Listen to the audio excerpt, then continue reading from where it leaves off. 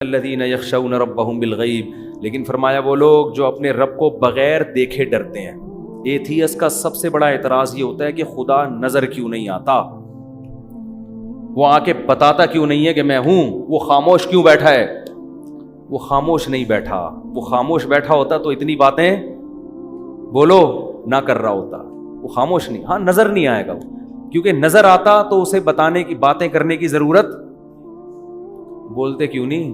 پھر ضرورت تھوڑی تھی، پھر نہ پیغمبروں کو بھیجنے کی ضرورت، پھر نہ کتابیں نازل کرنے کی ضرورت، اس کو کیا ضرورت تھی یہ سب چیزیں کرنے کی بھائی؟ کیونکہ جب وہ نظر آ جاتا تو حجت تمام ہو جاتی، آزمائش پھر سوچنے کا موقع تھوڑی ملتا۔ نظر نہ آنے کا فائدہ ہے اللہ سوچنے کا موقع دے رہا ہے کہ جب سمجھ میں آ جائے توبہ کر لینا، توبہ قبول کر لوں گا۔ جب اللہ ایسی بڑی نشانی دکھاتا ہے تو پھر سوچنے کا موقع نہیں دیتا۔ دیکھو قوم سمود حضرت صالح علیہ السلام سے کہتی تھی کہ آپ بڑی نشانی دکھاؤ، معجزہ۔ وہ کہتے تھے دیکھو میں اللہ کا پیغمبر ہوں، یہ نشانی ہے، میری دعوت دیکھو، میں اس پہ تم سے کوئی پیسے نہیں مانگ رہا، تو بس اتنا کافی ہے، میری دعوت صحیح ہے، غلط بات نہیں کر رہا میں۔ کہہ رہے نہیں آپ کو اللہ نے بھیجا ہے، کوئی نشانی دکھاؤ۔ تو انہوں نے کہا دیکھو جب اللہ نشانی دکھائے گا نا تو تمہیں مہلت نہیں دے گا، اور پھر اس نشانی کے آداب بھی بہت ہوں گے۔ انہوں نے کہا نہیں نشانی۔ انہوں نے کہا اچھا کیا نشانی؟ اب دیکھو کیسے عجیب سا مطالبہ کیا بیہودہ، اس پہاڑی سے اونٹنی نکال دو، اے بھائی جو منہ میں آیا بک دیا۔ عجیب سی بات ہے نا کہ پہاڑی سے کیا نکالو؟ اونٹنی۔ یہ ان کا خیال تھا یہ تو ممکن ہی نہیں ہے۔ پیغمبر نے اللہ سے کہا اللہ اس پہاڑی سے کیا نکال دے؟ بیہودہ اعتراض ہے، بیہودہ بات ہے، نکال دے۔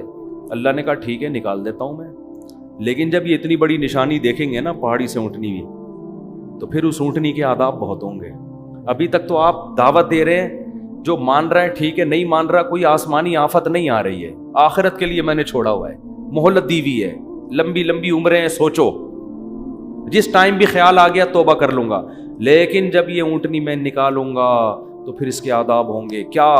فَذَرُوهَا تَأْكُلْ فِي أَرْضِ اللَّهِ، جس دن یہ پانی پیے گی کسی دوسرے جانور کو پانی پینے کی اجازت نہیں، جب یہ گھاس کھائے گی اس کو چھیڑنے کی اجازت نہیں۔ اب صبر کرو گے، یہ اللہ کی اونٹنی ہے، تم نے خود اپنی آنکھوں سے دیکھی ہے، تو جب اللہ کی اونٹنی ہے تو پھر اس کے جو رہن سہن اور اس کے جو پروٹوکول ہوگا وہ بھی بڑا ہوگا، اس کا وہ چھوٹا موٹا پروٹوکول نہیں ہے۔ اب کیا ہے وہ اونٹنی اتنا پانی پی لیتی تھی، ان کے لیے جانوروں کے لیے پانی نہیں بچتا تھا بھائی۔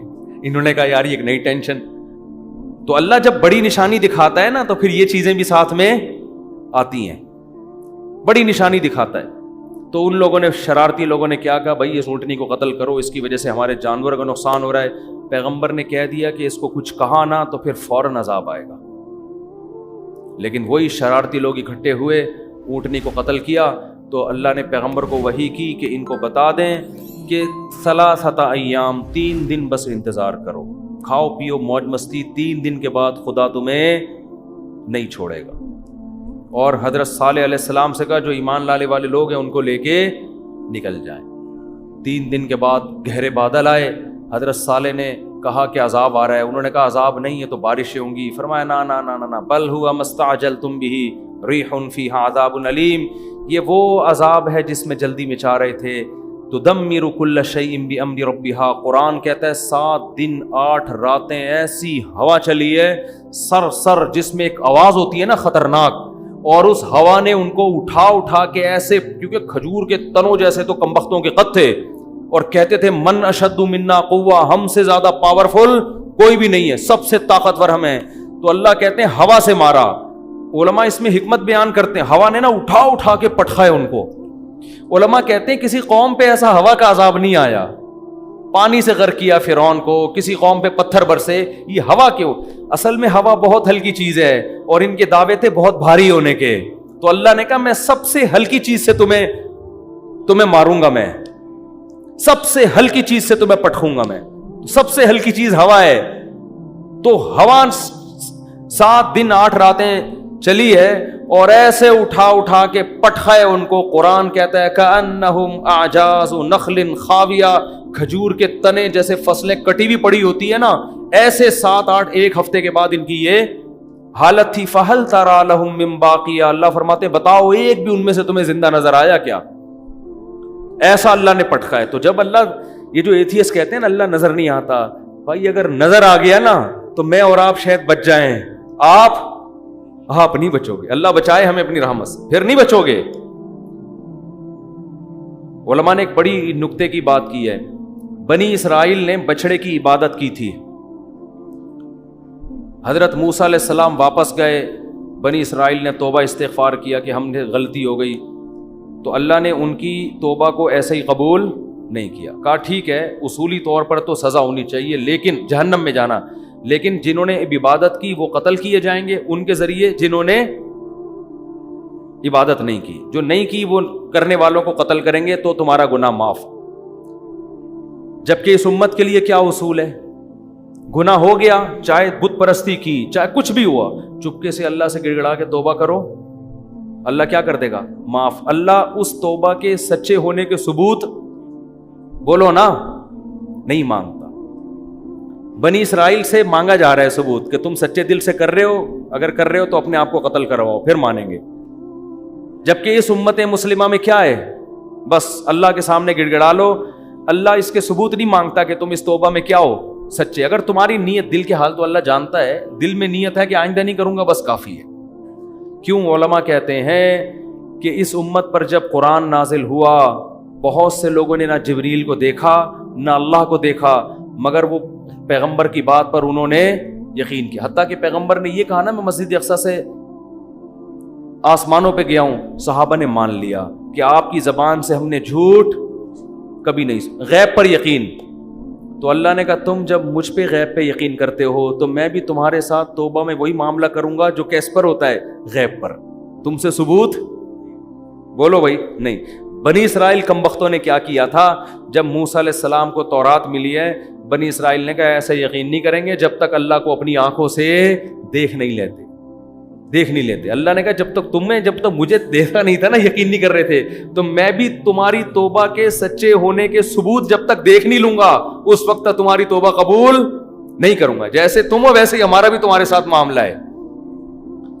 تو جس کو اللہ جتنی بڑی نشانیاں دکھاتے ہیں اس کا معاملہ اتنا ہی کیا ہو جاتا ہے؟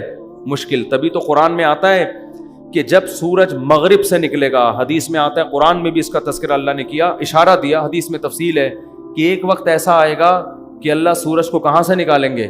مغرب سے. اور وہ مغرب سے نکل کے جب زوال تک پہنچے گا تو دوبارہ مغرب میں ڈوب جائے گا.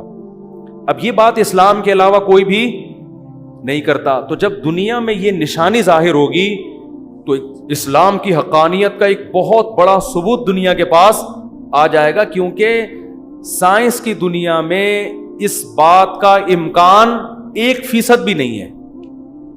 کیونکہ سورج کا مغرب سے نکلنے کا مطلب کیا ہوا کہ زمین الٹی گھومے گی, اور سائنسدان کہتے ہیں الٹی گھومنا تو دور کی بات, زمین کی سپیڈ میں تھوڑا سا فرق آ جائے نا تو ہم سارے جیسے ایک لٹو پہ گھوم رہا ہو اور وہ گاڑی میں سپیڈ سے جا رہے ہوں اور بریک لگ جائے تو سارے کھڑکیوں سے باہر ہوں گے کہ نہیں ہوں گے؟ ہے بھائی, کار کی اتنی سپیڈ نہیں ہے جتنی کس کی ہے؟ زمین کی. زمین اتنی سپیڈ سے گھوم رہی ہے, یہ رک گئی تو ایسا نہیں ہوگا کہ ہم آرام سے یہاں بیٹھے رہیں. آپ سب اپنے سسرال پہنچ چکے ہوں گے اس میں یعنی ایسی جگہ جا چکے ہوں گے جہاں آپ کبھی بھی جانا نہیں جانتے, سالوں سے گلے مل رہے ہوں گے, آپ سسر کے پاس آ کے بیٹھے ہوئے ہوں گے آپ. یعنی ایسی ایسی جگہ آپ کو زمین پہنچا دے گی جہاں آپ کبھی بھی جانا نہیں چاہتے, اور الٹا گھومنا شروع ہو جائے پھر تو بالکل ناممکن. لیکن اللہ کو ہر چیز کی قدرت ہے. حدیث میں آتا ہے سورج کہاں سے نکلے گا, لیکن یہ اتنی بڑی اسلام کی حقانیت کی نشانی دنیا اپنی آنکھوں سے دیکھے گی کہ اس کے بعد اسلام ماننے کے علاوہ کوئی آپشن, کوئی چارہ نہیں ہوگا. لیکن قرآن کیا کہہ رہا ہے؟ توبہ کا دروازہ بند کروں گا میں اس وقت لم تکن آمنت من قبل او کسبت فی ایمانہا خیرا یوم یاتی بعض آیات ربک. کیا ہے آیت یار؟ یوم یاتی بعض آیات ربک لا ينفع نفسا ایمانها لم تکن آمنت من قبل او کسبت فی ایمانها خیرا. اللہ کہتے ہیں اس وقت کوئی کافر مسلمان ہوگا تو اس کا اسلام قبول نہیں، اور کوئی گنہگار مسلمان توبہ کرے گا تو اس کی توبہ قبول نہیں ہوگی. سمجھ میں آ رہی ہے بات کہ نہیں آ رہی؟ تو اس لیے غیب پہ معاملہ لکھا ہے. یہی دیکھو، اونٹ کو دیکھو، شہد کی مکھی کو دیکھو، سورج کا نکلنا دیکھو، چاند کو دیکھو. للشمس ينبغي لها ان تدرك القمر. اللہ کہتے ہیں ہر ایک کو ایسے دائروں میں تیرا دیا میں نے، نہ چاند سورج سے ٹکراتا ہے اور نہ سورج چاند سے ٹکراتا. کل فی فلک یسبحون. اتنے بڑے بڑے اجرام ایک مخصوص دائروں کے اندر لٹو کی طرح گھوم رہے ہیں. یہ آٹومیٹیکلی خود بخود نہیں ہو سکتا. یمسک السماوات والارض ان تزولا. اللہ ہے جس نے آسمانوں اور زمینوں کو تھاما ہوا ہے کہ اپنی جگہ سے ڈاما ڈول نہ ہو جائیں. وَلَئِن زَالَتَا، ذرا سا ان کا بیلنس آؤٹ ہوگا. اللہ کہتے ہیں یہ جاپان کے سائنسدان اس کو بیلنس پہ نہیں لے کر آئیں گے. تو کیڑے مکوڑوں کی طرح یہ خلائی سیارے تو جو تھوڑا سا نیچے سے جس نے چھلانگ لگائی ہے نا، ٹھیک، تھوڑا سا نیچے سے، یہ مجھے وہ لطیفہ بچپن کا بہت یاد آتا ہے. تھوڑا سا نیچے، دوبارہ سنا دوں؟ کل سنایا تھا، نئے لوگ بھی آ گئے. تو 3 آدمی، ایک امریکی وسیع، اس کے بعد بیان ختم ہو رہا ہے نا، نئے نئے لوگ بھی آتے ہیں یار. ایک بھی نیا ہو نا، ایک بندہ بھی نیا ہو تو یہ لطیفہ اس قابل ہے کہ اس کی رعایت میں اس کو سنایا جائے. ٹھیک ہے، پاکستانیوں کی ریسرچ کا پتہ چلتا ہے. تو 3 آدمی بیٹھے ہوئے تھے، ایک امریکی، ایک جاپانی اور ایک پاکستانی. امریکی نے چھوڑی تو نہیں، وہ تو کسی حد تک صحیح ہے کہ ہمارے جو ہوائی جہاز ہیں بالکل آسمان سے چپک کے چلتے ہیں. انہوں نے کہا بالکل آسمان سے. اس نے کہا نہیں، تھوڑا سا نیچے. جاپانی نے کہا ہماری جو آبدوزیں ہیں سمندر کی زمین سے چپک کے چلتی ہیں. انہوں نے کہا بالکل چپک کے. کہا نہیں، تھوڑا سا اوپر. پاکستانی کیا کرتا؟ اس نے کہا ہم لوگ ناک سے کھانا کھاتے ہیں. کہا بالکل ناک سے. کہہ رہا تھوڑا سا نیچے. ٹھیک ہے، تھوڑا سا نیچے. تو اگر اللہ اس نظام کو تھوڑا سا اوپر یا تھوڑا سا نیچے کر دے، زمین کے بیلنس کو 23 ڈگری جھکی ہوئی ہے، تھوڑا سا اللہ یوں کر دے، یا جس مدار پہ کوئی اسپیڈ کم ہو جائے تھوڑی، یا اسپیڈ زیادہ ہو جائے، تو اللہ فرماتے ہیں ان امسکہما من احد من بعدی، خدا کے علاوہ کوئی بھی ان کو اپنے مدار پہ نہیں لا سکتا. زمین سے باہر نکل کے دھکا کون دے گا اس کو؟ باہر ٹکیں گے کہاں؟ کون باہر جا کے؟ تو ہماری جتنی ترقی ہے نا، کچھ بھی ہو، یہ آٹے میں ذرہ ہے اس کائنات کے مقابلے میں، یہ کخ بھی نہیں ہے. ایک سونامی کا طوفان یہ سب کچھ ملیا میٹ کرنے، یہ سمندر 3 گنا زیادہ ہے. یہ تھوڑا سا اوپر آ گیا تو ویسے ہی سب تیر رہے ہوں گے یہاں پہ، کچھ بھی نہیں ہے. یہ گلیشیئر پگھل جائیں تو سب لیٹے ہوئے ہوں گے یہاں پہ. تو اتنا فنٹر بننے کی ضرورت نہیں ہے. ٹھیک ہے، ترقی کی ہے، بہت اچھی بات ہے. خدا کی آنکھوں میں آنکھیں ڈال کے تھوڑی بات کرو یار تم. اللہ اور اس کائنات کے مقابلے میں کیا اوقات ہے؟ سورج جتنا ایندھن ایک دن میں خارج کر دیتا ہے نا، ہم ہزاروں لاکھوں سال میں بھی ہمارے جہازوں میں اور ہمارے راکٹوں میں اتنا ایندھن خرچ وہ سیکنڈوں میں اڑا دیتا ہے. اتنا ایندھن خرچ کر دیتا ہے وہ. اتنے اللہ کے خزانے ہیں. اور جل رہا ہے کیسا تکے کی طرح، ہمیں پکا رہا ہے سورج جو ہے، جلا ہوا ہے، اور صبح صبح اٹھتا ہے اور ایسے تپاتا ہوا سب کو نکل جاتا ہے. کوئی کمی اس میں نہیں ہو رہی. اور اللہ میاں نے بھی زمین کو نا، جیسے تکا نہیں، ہم ادھر سے اب تھوڑا سا یوں تکے کو ایسے پکاتے ہیں نا، تو اللہ بھی زمین کو ایسے ہی. ابھی یہاں رات ہو رہی ہے، امریکہ میں کیا ہو رہا ہے؟ دن. تو یہ بالکل ایسے تکے کی بوٹی کی طرح زمین کو اللہ یوں کرتے، کیا کرتے ہیں؟ گھماتے. چلو بھائی، اب ادھر والے تھوڑا سا انجوائے کریں سورج کو، وہاں والے سو جائیں، اب تھوڑا سا ادھر والے انجوائے کریں. اب ناروے والے پریشان تھے، وہ تو کنارے پر ہیں، تو اللہ نے ان کو کسی اور طرح سے گھما دیا کہ تم نے 6 مہینے دن کے مزے لیے ہیں، اب 6 مہینے اندھیروں کے مزے لو. اور ادھر والے روشنی میں آ جائیں گے 6 مہینے کے لیے جب ادھر اندھیرا ہوگا، اور جب ادھر روشنی ہوگی 6 مہینے کے لیے ادھر کیا ہو جائے گا. ہر لحاظ سے زمین کو نا بڑے طریقے سے سورج کے گرد بالکل جیسے تکا پکانے والا، سوراب گوٹ کی بوٹیاں پکانے والا نہیں، ادھر سے، اور مرغیاں جیسے انڈے کو سے رہی ہوتی ہیں ادھر سے، اب تھوڑا سا ادھر سے اور چوزا نکل آتا ہے. تو یہ بھائی خود بخود کوئی بھی سسٹم نہیں ہے. ذالک تقدیر العزیز العلیم. قرآن کہتا ہے زبردست غالب بادشاہ ہے جس کو ہر چیز پر قدرت ہے، العلیم جس کے پاس علم بھی ہے کہ کس وقت کس کو کہاں سے تپانا ہے. ٹھیک ہے نا، کدھر سے گرم کرنا ہے، کدھر لائٹ پڑنی چاہیے، کدھر اندھیرا ہونا چاہیے، کدھر گرمی ہونی چاہیے، کدھر سردی ہونی چاہیے. پورا سسٹم ہے یہ.